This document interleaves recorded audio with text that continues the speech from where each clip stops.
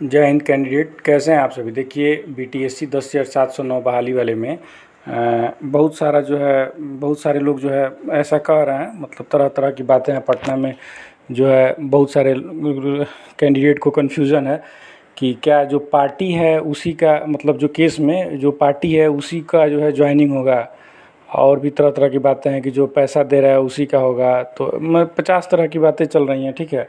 तो देखिए एक चीज़ तो आप पहले समझ लीजिए, मैं इसके बारे में बताऊंगा, ठीक है। एकदम आप बने रहिए वीडियो में। देखिए पहले आप एक चीज़ स्पष्ट समझ लीजिए कि 3 फाइल हुआ है, 3 जो है एसएलपी फाइल हुआ है। उसके बाद जो है तीनों में कैंडिडेट की तरफ से फाइल हुआ है। आयोग की तरफ से अभी एक भी एसएलपी फाइल नहीं हुआ, और ना ही जो है सरकार की तरफ से फाइल हुआ है, ठीक है। पहले 8 तारीख को टेंटेटिव डेट मिला था, 8 जुलाई को। अभी जो है वो 27 जून को हो गया है।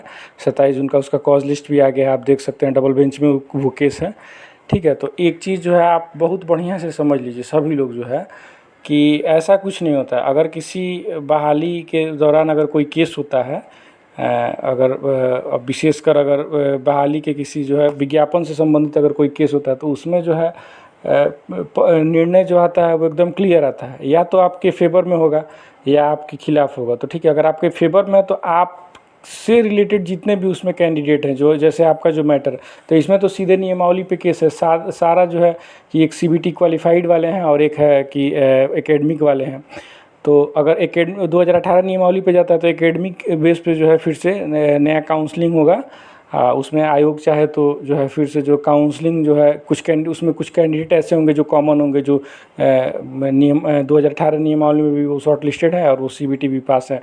तो आयोग जो है वो शायद ही उनका काउंसलिंग कराए, बाकी कैंडिडेट का जो है वो काउंसलिंग कराएगी, ठीक है। दूसरा मैटर आता है कि अगर सीबीटी क्वालिफाइड वाले के फेवर में जाता है, तो सीबीटी क्वालिफाइड वाले के फेवर में आएगा। तो देखिए ऐसा कुछ नहीं कि जो केस किया है, जो है 3 कैंडिडेट केस किए हैं, उसमें कुछ कैंडिडेट जो है पार्टी भी हैं।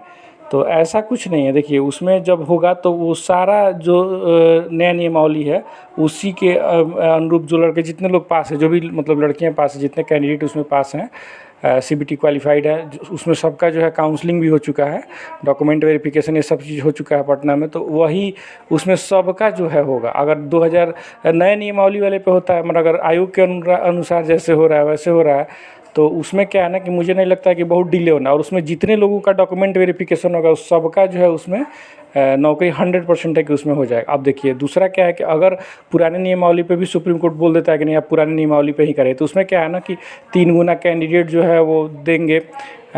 30 ईयर प्लस कैंडिडेट को वो लोग पहले बार लिस्ट दिए हुए, तो फिर वही आएगा 30 ईयर प्लस कैंडिडेट का वो लोग लिस्ट देंगे, उसमें सबका डॉक्यूमेंट वेरिफिकेशन कराएंगे, और फिर जो है कुछ लोगों का हो रहेगा तो उसको हटा देंगे, और बाकी लोगों का करेंगे। तो एवरेज मुझे लग रहा है कि 5,000 के लपेट में ऐसे लड़कियां होंगी जिनका दोनों में होगा, तो उतने कैंडिडेट घट जाएंगे। फिर उसमें क्या होगा कि फिर अब नया मेरिट बनेगा, उसमें नया मेरिट बनेगा। तो 3 कैंडिडेट में से एक ही कैंडिडेट का उसमें सिलेक्शन होना है। तो ऐसा नहीं है कि 30,000 लोग शॉर्टलिस्ट हो जाएंगे तो 30,000 लोगों का नौकरी हो जाएगा। देखिए पद से ज़्यादा जो है, जितना सीट है उससे ज़्यादा तो ज्वाइनिंग हो नहीं सकता है। भले कम, आयोग जनरली कम ही कराता है, ज़्यादा तो कराता नहीं है। वेटिंग लिस्ट वाला ऐसा कुछ यहाँ पे सिस्टम है नहीं, जैसे रेलवे में होता है कि वेटिंग लिस्ट वाला होता है। कुछ सीटें खाली रह गई तो जो है 2 महीना 3 महीना बाद जो है फिर से आपको जो है कॉल लेटर आ जाएगा कि आप आइए ज्वाइनिंग कर लीजिए। तो ऐसा बिहार में ऐसा नहीं चलता है, वेटिंग लिस्ट वाला यहाँ पे सिस्टम है ही नहीं। तो आप जो है आपको जो है 3 कैंडिडेट में से एक ही कैंडिडेट का उसमें सिलेक्शन होना है। ऐसा एक चीज़ आप अपने दिमाग से निकाल दीजिए कि जो है जो पार्टी है उसी का होगा जो पैसा दे रहा है। ठीक है भैया, आप पैसा दीजिए, जो 2018 नियमावली वाले हैं वो भी पैसा दें, जो सीबीटी वाले हैं वो भी पैसा। देखिए पैसा देंगे तभी तो कैंडिडेट का जो है वो केस लड़ने में तो खर्च होता है। आप लोग दीजिए, आप जहाँ पे आपको लग रहा है अथेंटिक आदमी है वहाँ पे आप दीजिए, पैसा भाई लग रहा है, ठीक है। कोई अगर एक कैंडिडेट फाइल भी किया तो आप थोड़ा सा उसका सपोर्ट कर सकते हैं। हम देखिए उसके विरोध में हम एकदम नहीं है, ठीक है। आप दीजिए, वो अगर आपका जानकार है, 4 लोग मिल के अगर कोई काम करेंगे तो अच्छा ही होगा। जो काम मैं अकेले करूँगा, अगर वो 4 लोग मिल के करेंगे तो बहुत बेहतर होगा। मैं दोनों पक्ष के लिए कह रहा हूँ, जो 18 नियमावली नियमावली वाले हैं उनके लिए भी और जो नए नियमावली वाले हैं उनके लिए भी, दोनों तरफ से भाई पैसा खर्च हो रहा है। आप केस लड़ेंगे तो वकील तो कोई फ्री में आएंगे नहीं कि भैया आइए सिंपैथी में मैं आपका काम कर दे रहा हूँ। भाई वकील का जो चार्ज है वो तो लेंगे ही लेंगे, और सबका भी जो डॉक्यूमेंट ये सब कुछ और भी खर्च होता है। लोग आएगा जाएगा, मानते हैं कुछ कैंडिडेट है तो वो भी जो अपना वकील साहब से मिलेंगे, तो आने जाने बहुत तरह का जो है खर्च होता है।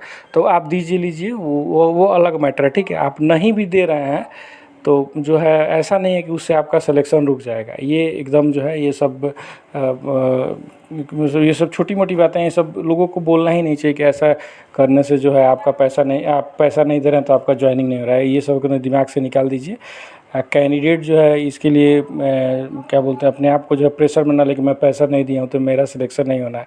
बहुत लंबा दिन नहीं है, मैं दोनों पक्ष में, बहुत सारे कैंडिडेट हैं, किसी के फेवर में जाए, दोनों पक्ष मतलब नया नियमावली पूरा नियमावली दोनों में कैंडिडेट हैं जो पैसा नहीं दिए हैं। आप देखिएगा जब आएगा किसी के भी फेवर में आए तो दोनों पार्टी में आप उठा के पूछ लीजिएगा किसी से भी कि क्या जिसका हो रहा है। ज़रूरी नहीं है कि सब कोई पैसा दिया है, बहुत लोग हैं जो नहीं दिए होंगे, मेरे ही जानकारी में बहुत लोग हैं जो नहीं दिए हैं, बोल रहे हैं कि नहीं जो आएगा सो देखा जाएगा।